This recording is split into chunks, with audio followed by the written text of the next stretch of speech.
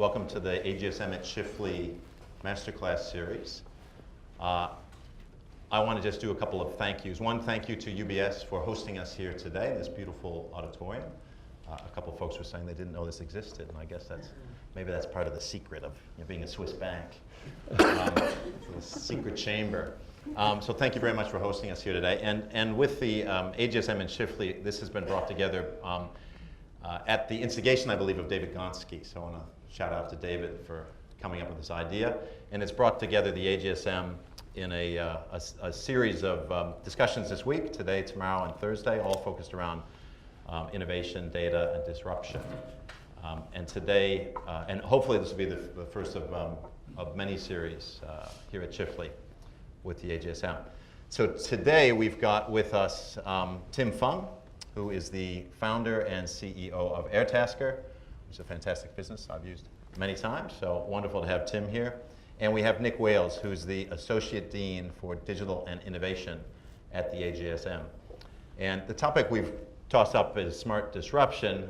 The truth is we will probably have a bit of a wandering conversation about a bunch of stuff that's of interest to all three of us that we think would be of interest to you as well. For those who don't know me, I was the managing director of Facebook, and I finished up a few months ago. I'm now working with PwC as a special advisor, and this is kind of my launch day for a new role as an executive in residence at the AGSM that I'll be kicking off over the next 12 months. So thank you to the AGSM. So welcome everybody. Thanks for joining us today. I thought I would kick off by basically just asking Tim and Nick, I'll start with you, Tim. Give us just a little pressing on your background and what you're doing today. Okay. Well, first of all, I'm going to apologise because I got a bit of a cold. So yeah, if my voice or I cough, sorry about that. So my background is a question. Yeah. So I did marketing at UNSW. Spent 5 years at Macquarie Bank in real estate investment banking, corporate advisory. Left there in 2009 because I was watching a lot of the show Entourage and I wanted to be like Ari Gold. So I went and joined a talent and modeling fashion agency called Chic Management. Was really fortunate during that time. I was working pro bono because that's what you have to do to get a leg into an industry like that. And I met the chairman of that company, who was actually one of the founders of Optus in Australia. So at the back of the agency, we started a mobile SIM business called the MaySIM, which is like low-cost online SIM-only kind of business. And then in 2012, started Airtasker with my co-founder, Jono. Thank you. Nick. Hi everyone, I'm Nick Wailes. I'm a professor in the business school at UNSW, and it's really great to share the stage with two of our alumni, and it's nice to see here some we prepared earlier. So my day job, I really focus on what Business School 2.0 looks like. So how do we revolutionise the educational experience to keep up with the pace of change that's going on around us?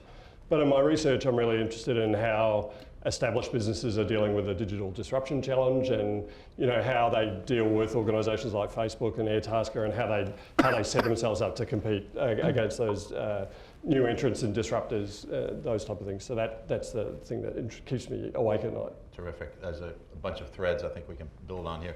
So I'll just open this up by, we talked earlier this week about what we were going to talk about today, and one of the questions I asked you, I'll ask you again, which is basically what's on your mind? What are you thinking about these days that you think people should be thinking more about?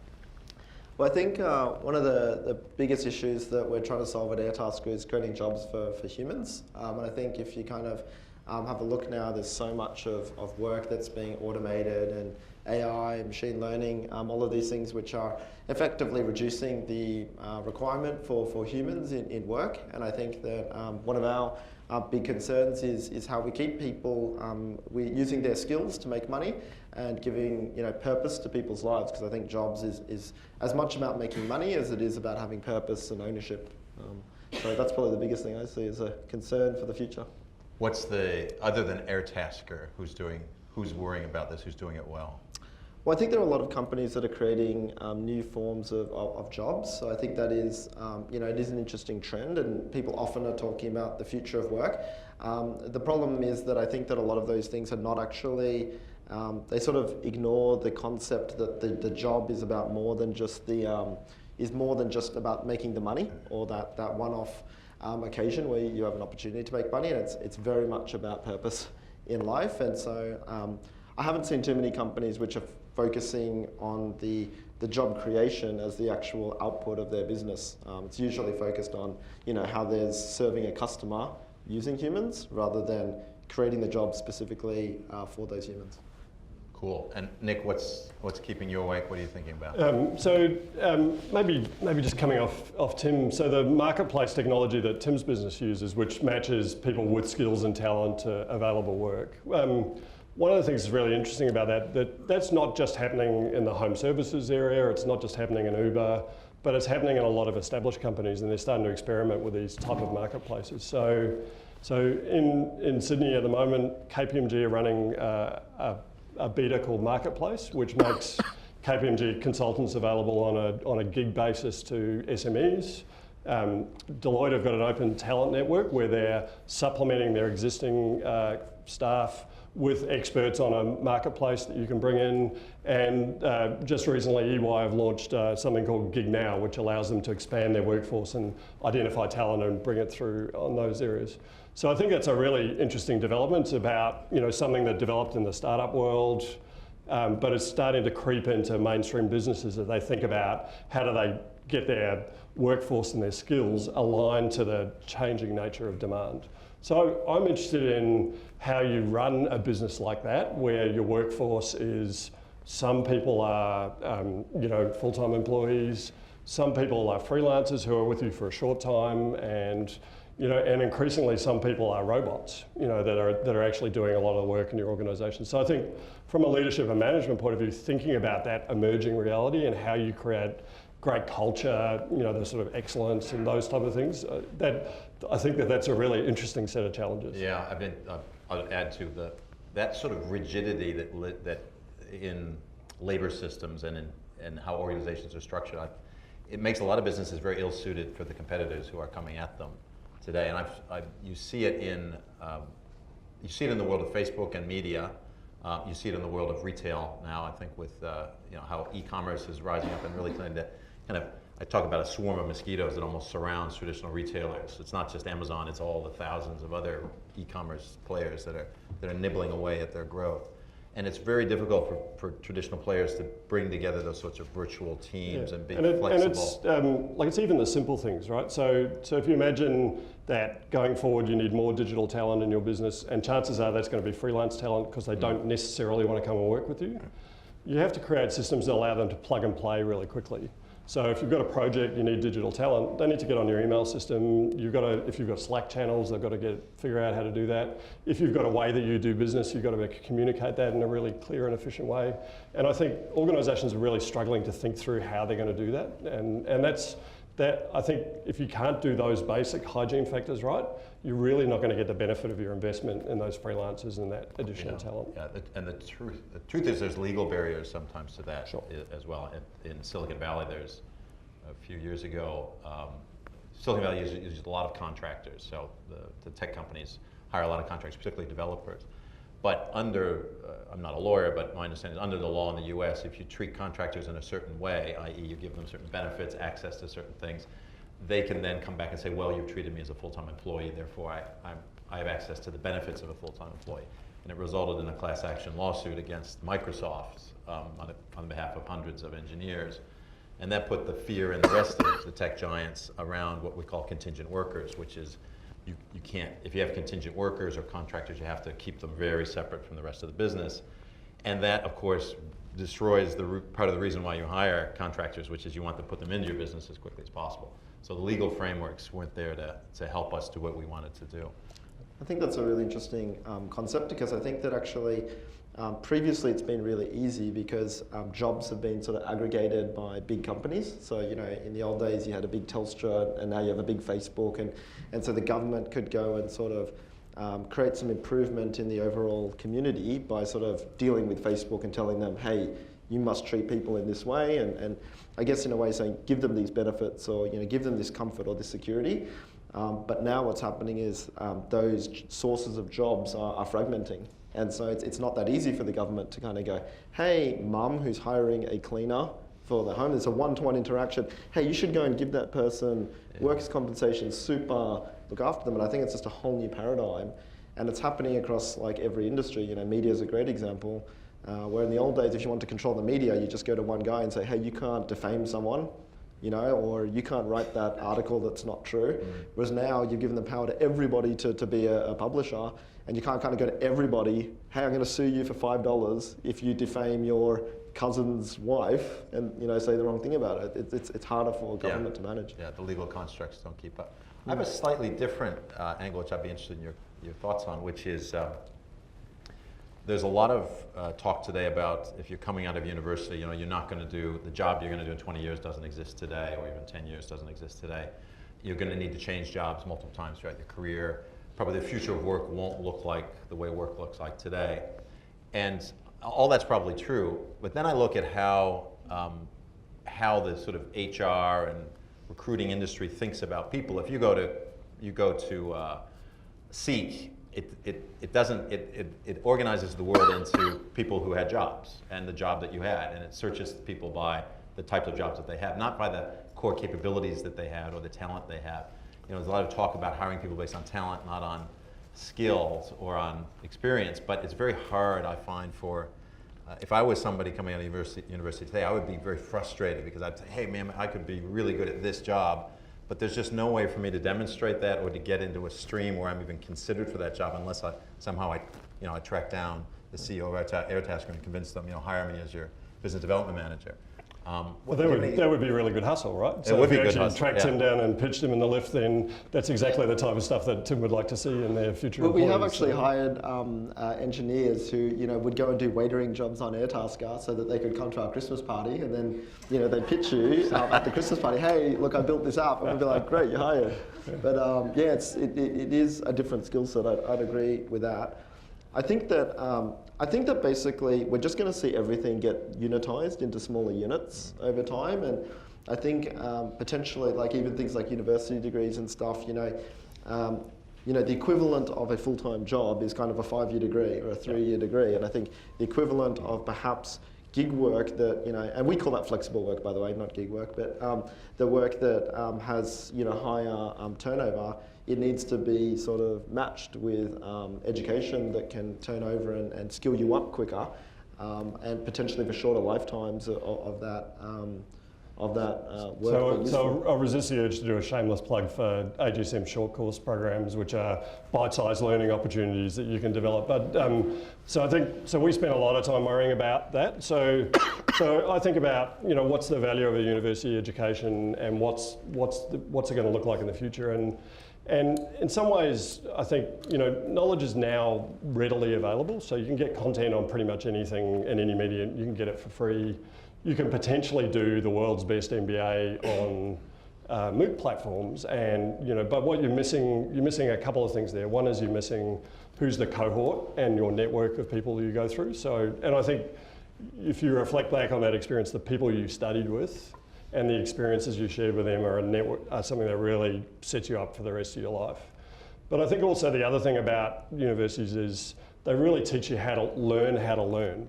Because what we know is that the environment's going to shift and that the jobs you're doing now are going to change, and your ability to get quicker to this is what's going to happen next than the next person is the thing that's going to differentiate you in the market. So a really high quality education that gives you those critical analysis skills, dealing with unstructured problems, figuring out how to work in multifunctional teams, that core foundation's not going to go away. I think what will happen is, and this is what we think, is that you'll have that baseline and then you'll continually renew your skills and your capabilities as you go on. So that's, for us as an organisation, that's a huge challenge to be able to pivot to that model, and so convincing professors that have done things the same way for 40 years that they need to shift to a more on-demand model.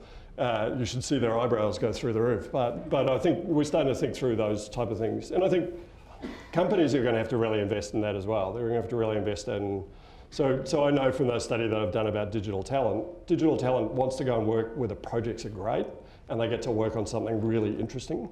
so they can enhance their capabilities and their skills. So companies are going to have to think about, how can I create a great learning environment to be able to attract the people I need to really transform my business? And I think, that's going to be, learning is going to be a huge challenge going into the future. That's a good point. So talent attraction was something I wanted to talk about. It's easy to talk about disruption, having a great strategy, business plan, funding, etc. But the big problem is often going to be finding great people to do what you need them to do. Yep. Here in Australia, that can be even more frustrating, the size of the market. How do you find it, Tim? Well, I think it's definitely, there are certain industries where it's really easy to find people and certain industries where it's extremely difficult to find people. Notoriously, software engineering, depending on the language, etc., is incredibly difficult to find people, and it's highly, highly competitive for that set. I actually can say that we didn't even have an HR person or anyone who looked after people management until probably about 9 months ago. And in hindsight, that was a massive mistake because by far the biggest resource or where we spend money is in our salary bill every month for all the people that work on building the product. And so we didn't do a good job of it, but now I think we have turned that around and we are doing a better job of that now. But I think it proactively requires you to build out a framework, which is purpose, values, vision, all of these kinds of frameworks. Because what's critical now is this idea of like autonomous alignment, where you can have people all doing stuff. Autonomously, but they need something to pull it all back in together. And so I think that's what most people we actually found were looking for in a company was a place where they could execute on projects, have the freedom to do that, but also have a framework and something that they really believed in, so they could follow that. And I actually used to look at a lot of these executives and CEOs and stuff and be like, oh, what a waste of time. Like, why don't you just go back to actually doing something like selling, building stuff, all these kind of things. But more and more I'm seeing the value of having, building out the culture and the purpose, because that kind of helps everybody do a little bit better. And people actually told us that point blank. I come to work, I don't even know why I'm here. That's you failed as a CEO if that's your. And that sort of disengagement is the big killer in retaining people. Definitely, and also I think that especially in Australia, people have choice. There's so many places that they can go and work, and that's even more so if you have a really sought after skill. So there's a massive requirement for us to actually give you a good reason as to why you're going to work at Airtasker.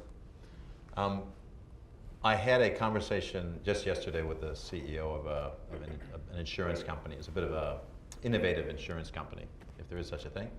And he asked me a very interesting question, which was, he said, how important is charismatic leadership in going forward if you want to attract the right people and build a great business? And since we have a leader here and someone who deals with leaders every day, how important do you think charismatic leadership is for the future of a disruptive business? So I'm actually, I don't buy the charismatic leadership. So I think servant leadership is much more powerful. So I think, so there's one CEO of an advertising agency that gave this great story that he went to the UK to take over the Saatchi's business, and it was when the global financial crisis hit. So his first 7 meetings were his biggest clients quitting him.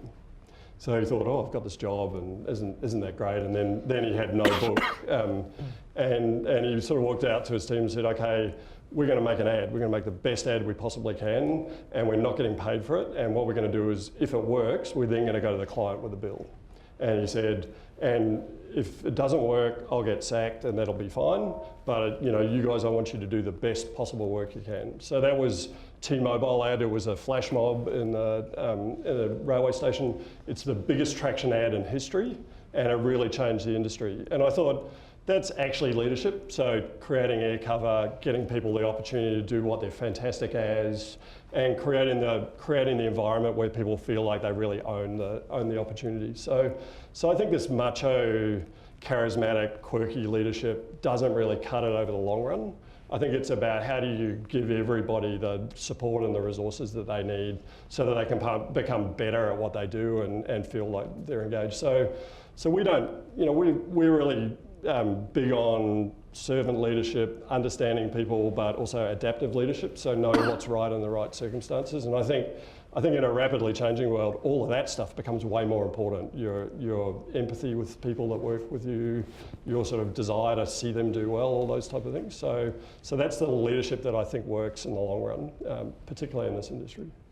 Yeah, I'd agree mostly with that in the sense that the servant leadership thing is massively important. I think it's funny, we did an all-staff day out on Friday, and there was a whole sort of half an hour dedicated to making the leaders in our company feel extremely vulnerable to other members of the staff. So, you had people wearing tutus and, having to perform crazy skits and stuff, and it was specifically designed so that the leaders of the company would feel vulnerable, and that means that people can go and push things onto them and actually literally have the org chart turned upside down from the traditional point of view. I would say one thing about the leadership thing, which, and this may just be a phase in the business that we're in now, but for example, things like values and goals, they're actually when you actually look at it, they're quite arbitrary things. Actually, we've got a target at work which is $1 billion of Australian jobs created, in an annualized period. And someone goes, "Why is that the goal?" And I was like, "I don't know. There is actually no reason why that's the goal. Is there something that goes further back than your values and your goals? And we have values at work like stay open, which is saying that you should be open and transparent. You should also think about your end goal rather than think about your limitations. You could also say, why is that the value here? And there is no kind of reason for that other than that's something that I believe in and a bunch of people have engaged with. So but then you're giving people an opportunity to buy into a culture and a way of doing things.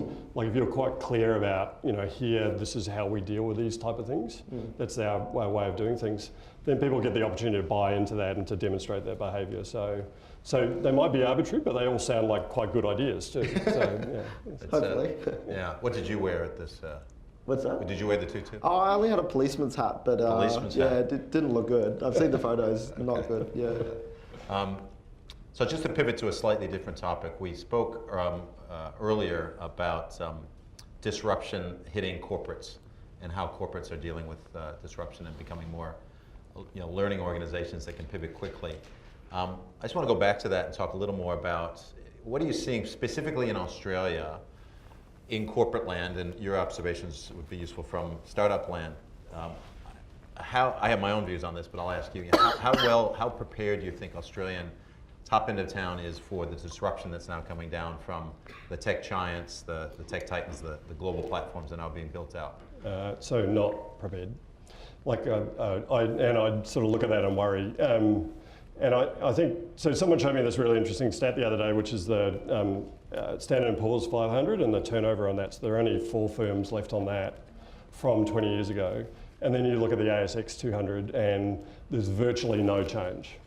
And I think that shows that we're not used to the change in our industries and the rapid change, and there's a lot of businesses that feel like they're protected and those type of things.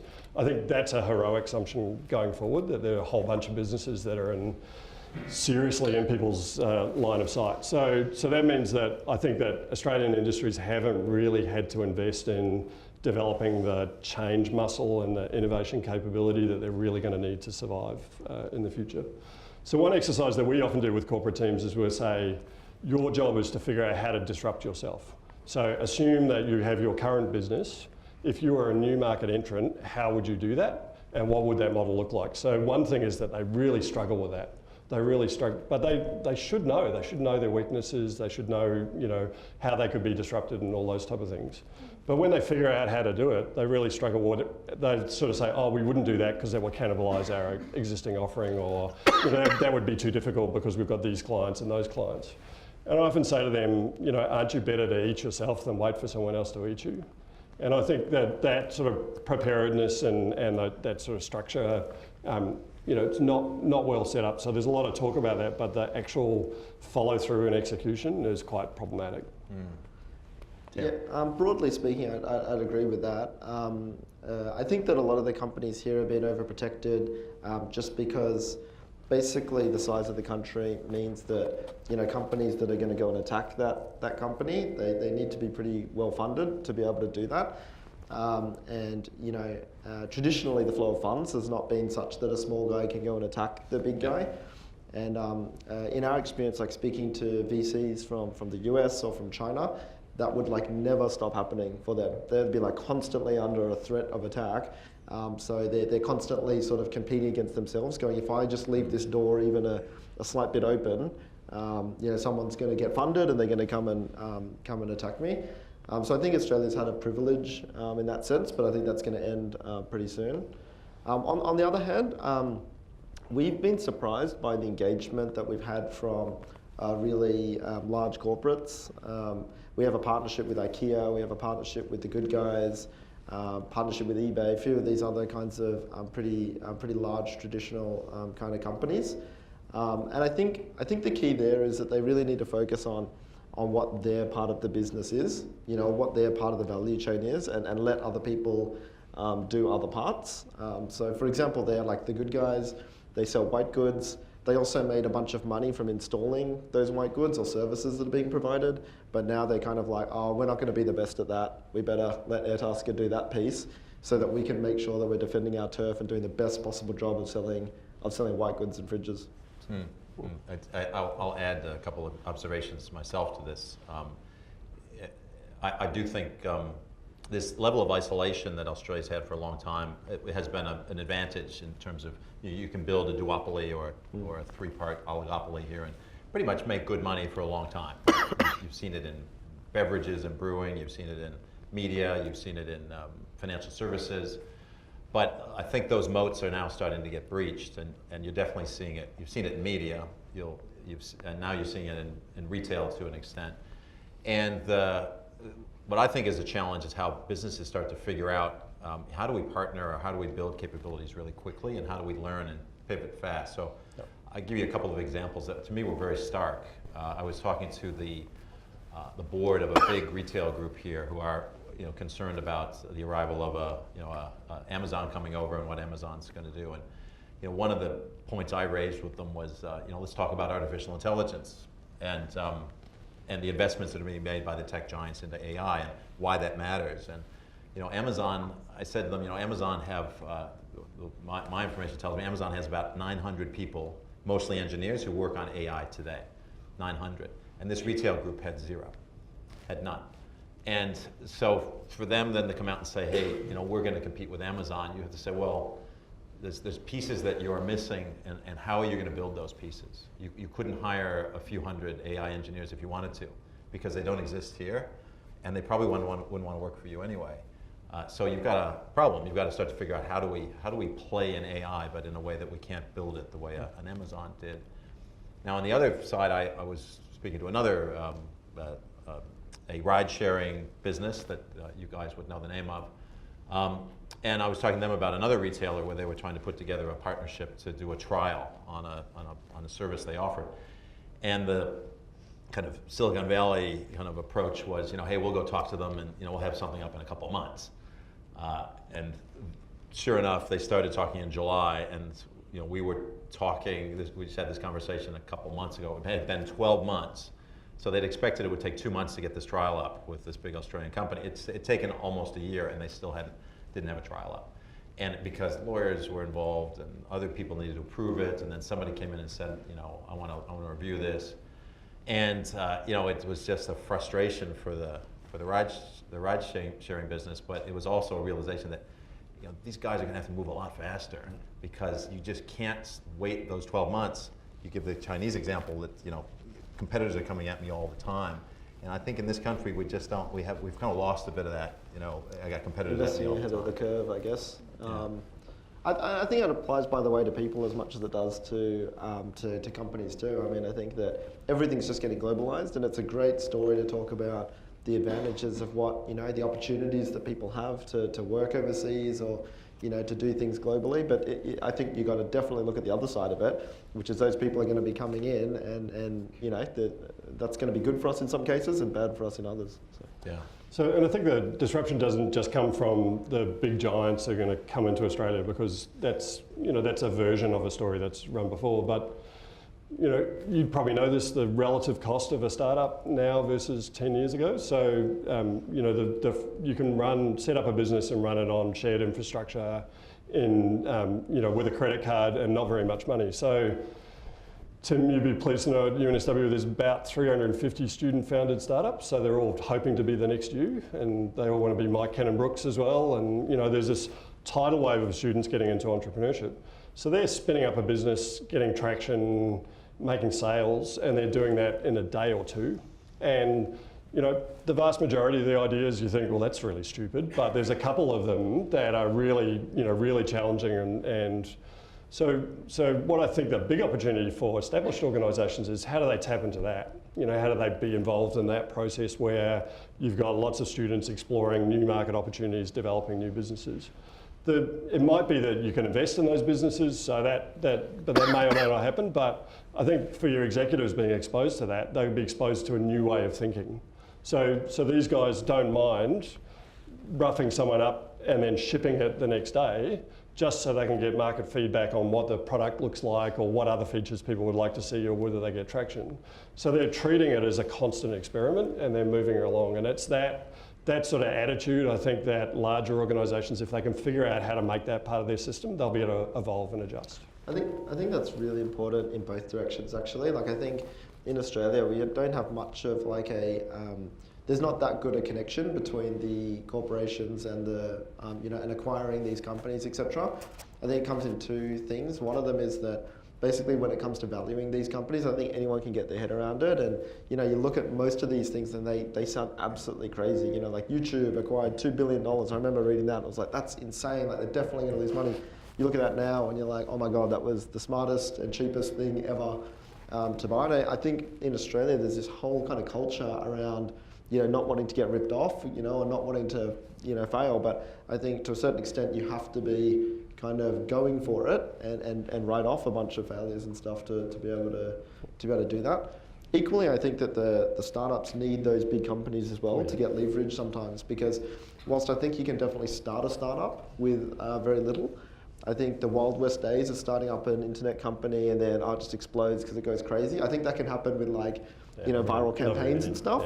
But to have a sustainable long-term business, I think I think it'd be pretty hard to start Facebook from a dorm room now, because in today's world, 1,000 guys, literally 1,000 people in China would be on you on the next day and be making that website and crushing you. So with money and resources and all sorts of things.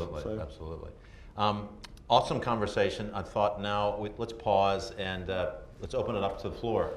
Anybody have any questions or comments? Just put your hand up and I'll just point at you. There's no mic roving around, so just shout it out. Yeah, Steve. Yeah. I'll go here. So you've mentioned from the disruption in business where the businesses have to become enablers. Now, the workforce might want it. How do you get that message across to the CEOs and CFOs to give the workforce that ability to fail on a regular basis? So it's fundamentally a leadership product. So these things never work unless the leaders are committed to it. And so good example, I won't mention the company, but they said, okay, we'll have the Skunkworks project and we'll put a little bit of money into this. And what developed was really good, but then they had their normal financial hurdles that they run over all their portfolio, and they said, oh, well, our normal standard is this type of ROI and that one's just underperforming it, so we'll kill that off. And the person that was involved said that was so stupid, because what we were building there was the future of the business. Using the standards that we apply to all the mature parts of the business was just cutting off our nose to spite our face. So I think it's got to come from senior leadership. Hopefully this is starting to come from boards. So I think the real message should be to boards: if you're doing your role properly, you're actually holding your senior executives to account to what are they doing to build the business of tomorrow, and what are they doing to create an innovation culture in their organisation. But I think that's really tough. I would say it's easy for me to say this, but if you're at a business where they're not prepared to innovate, trial, and give opportunities for fail, you're in the wrong place. Because ultimately your success is going to be based on whether those organisations could do that. So I'd be returning the calls to the recruiters. If you find that type of environment, then the senior management will get it. But like I say, I'm a tenured professor, so it's really easy for me to say that. So, yeah. Good disclaimer. Good question. Another one here. Yeah, Tim, how did you get to the point where you decided to start Airtasker? What did you see as the opportunity, or what you could actually do? One of our cultural values, is my mic on? Yep. One of the cultural values at Airtasker is when it's on, which is that I think sometimes you just have to take a leap and do something. And I think basically, part of the failing fast piece is not overanalyzing stuff before you actually go and do it, because I think that's a good way to overanalyze something such that basically when you do it, you're going to risk mitigate yourself until you don't do it. At Airtasker, I guess we did see some trends that were happening. The spark of the idea was moving homes, and so when I moved homes, and I asked a friend to come and help me move, because he owns a chicken factory, he has a truck, so he helped me come and do that move. And so the spark of the idea was, why do we ask our friends and family to do these kinds of jobs for us when there's so many people out there who want to be earning some extra money? So that was the spark of the idea. Then we sort of looked at the market, and we were like, this is a massively untapped services economy. It's all happening in sort of a grey way. And then equally we saw that reputation was coming online, and obviously Facebook was a big part of bringing real identity online, but online banking, doing your tax return online, all of these things were bringing all of these trust indicators into an online space. And so combining those two things together was really the idea, the thesis behind Airtasker. But ultimately I think that whenever you start an idea, it should sound crazy, because if it sounds normal, then everyone's going to be doing it, and it's probably, should have already been done, or probably is being done. So you want to be ahead of the curve on that craziness, and so we just I remember we actually did do a fist bump and had a beer and said, let's just go do it. And I think jumping off the cliff is a good idea, because then you just try and build a parachute to get to the bottom. It's a good mechanism for survival. Are you at the bottom yet, Tim? No way. Still plummeting. Still plummeting. So what we about, slowed it down a little. So Tim, that's quite a typical story about successful business founder. But did you cycle through lots of other ideas? Like, were you open to how many do you think you failed before you did that one? So I think we did have a couple of ideas which we started and didn't go places. So I think there definitely is. Most of the people that you see who are entrepreneurs, they kind of are people who are doing it repeatedly. Like they're thinking about how things can be better and just giving things a crack. And I think, have really tough skin to be able to do something, get absolutely flamed for it, then get up and do it again the next day. Sorry, did I answer the question? Yeah, no. So there's one of my favourite quotes, David Kelly, who set up IDEO, and he said the best way to have a good idea is to have lots of them, and sort of one of them will filter out. And I think that just getting in the habit of thinking about what's that opportunity, how would you execute on it, those type of things, positions you to maybe make better decisions sometime. I would definitely say you got to have lots of ideas. Lots of sketchbooks, lots of writing things down and just researching and being interested in having a crack. Good. Any other questions? Right there. Yeah, I'd be interested to know what your first year from launching Airtasker from that fist bump to interview one was like. I would say perhaps it's not a good thing to be advocating about what that first year was like, because I would actually describe it as harrowing. It's probably the best idea. But I think that it's potentially a necessary evil. So one of the differences we had is we raised money. We knew that if you're building a marketplace, it's effectively like building an infrastructure business. You can't start a freeway or a telco company and go, yeah, I'm just going to build 1 inch of telco fiber and then see if anyone's going to use it. You actually have to. It's actually extremely capital intensive. So we kind of knew that, and so we raised what was back then probably a large amount of money. It was like $1.3 million. Just as we launched to try and get this thing going. And I would say for the first year it was mostly regret. It was like, oh my God, I'm taking this money. I wish I could give this money back and go do something else. But I actually think that if we hadn't done that, you hear a lot of people say, oh, I'm going to wait till I get a bit of traction before I quit my job, or I'm going to wait till we get this revenue, then I'm going to raise the money. Most of that I'd say is excuse making. I would just be like, just go all out. And by the way, no one really cares if you lose $1.3 million if you do a really good job of proving out the case and you stay committed to it. But I think there's a lot of self-pressure, and so most of that time is spent looking at stats and feeling really bad about ourselves. There's a couch outside if you want to lie down after this. Other questions? Right there. Did you find, like, in starting up, because there would have been a lot of regulatory and legal hurdles that you would advise on, did you tick every lawyer's box, or did you just do the minimum, put it to the side, and get on with like your idea?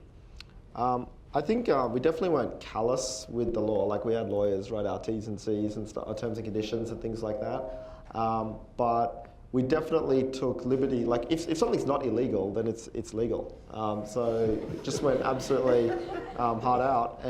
But along the way, we have realised that it's important to be sustainable, and so we have reached out, to ATO, Department of Human Services, unions, all these people, because I think if you are going to have a long-run business, that has to be part of it. You need to manage all of your stakeholders and not just, I think brazenly just breaking the law and things like that is not a smart way. And in the same way that you build up technical debt when you build a platform and you have to go back and rebuild it, there's actually sort of like a regulatory debt that you can build up where you've kind of ticked off that union member, then you ticked off this regulator, and you ticked off somebody else. That's probably going to have to get repaid at some point along the journey. So Stephen, you were talking when we were talking earlier about how the regulatory burden rises as the business gets bigger, and you were both talking about that new things that you hadn't really thought about that come along. Yeah, absolutely. I think we're seeing it. I saw it running Facebook. The phrase fake news I'd never heard of before the elections. It wasn't like Facebook was the experts in fake news. It was probably as much a surprise to us as anybody. And that gets you into the press in a way that you don't necessarily want, and then that can bring scrutiny from different quarters that again you don't necessarily want, from regulatory quarters or others.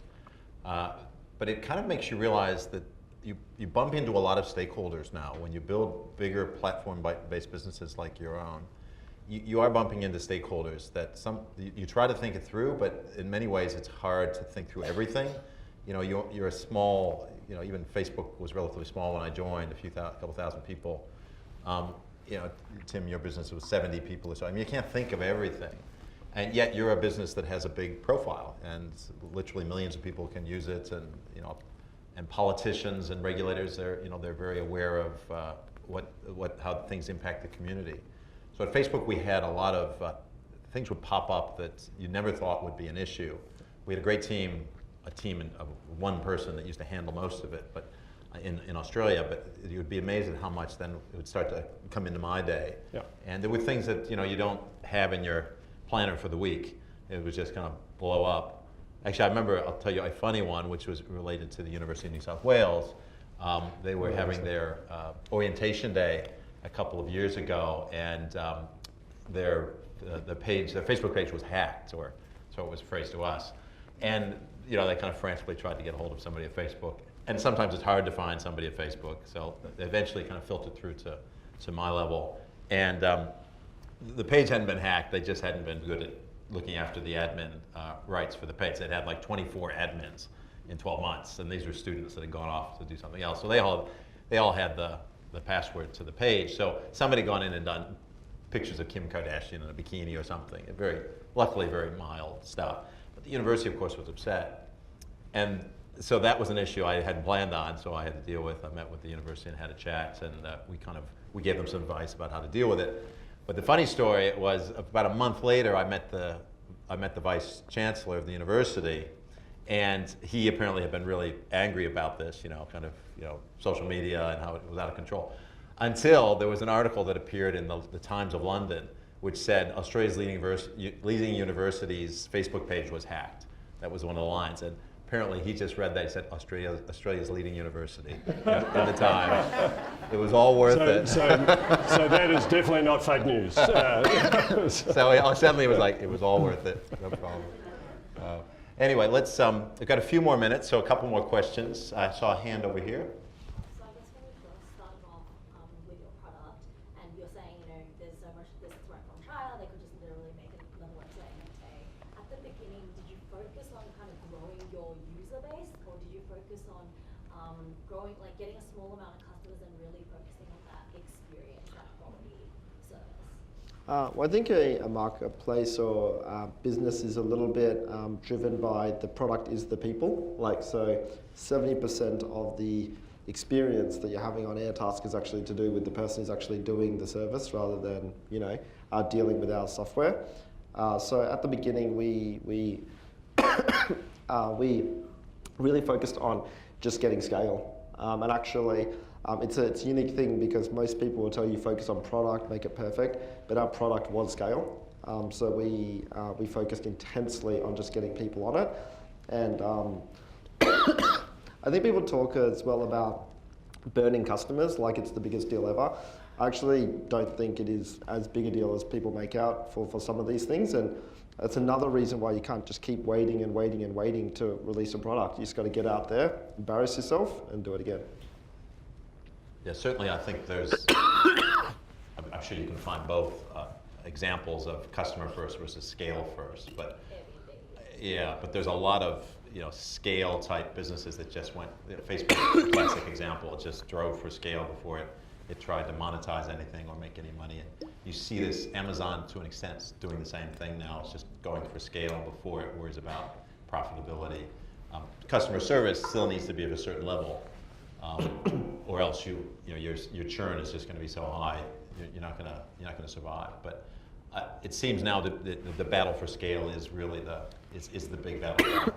Scale as fast as you can. And I think also customers are much more forgiving if you've got the right attitude, right? So I love Airtasker because my wife used to ask me to do all these things, and now I just get the Airtasker bills on my mobile phone because she's got my account and she's just ordering people to help her instead of waiting for me to do it. But you know, one or two times things haven't worked out that well, and whenever you make an inquiry, they go, sorry, we're working on that, we'll get back to you, and those type of things. And I think customers actually really appreciate that sort of honesty and people saying, you know, it's really good to know that, and we're going to start building that into what we want to do. And I think there's a level, like if people are prepared to have a dialogue with you and respond to your feedback, they'll be a lot more forgiving. Yeah, like I always give the example of LinkedIn. Like I think I got invited to LinkedIn in like 2008 or something like that, and it was terrible. Like it was the worst website ever.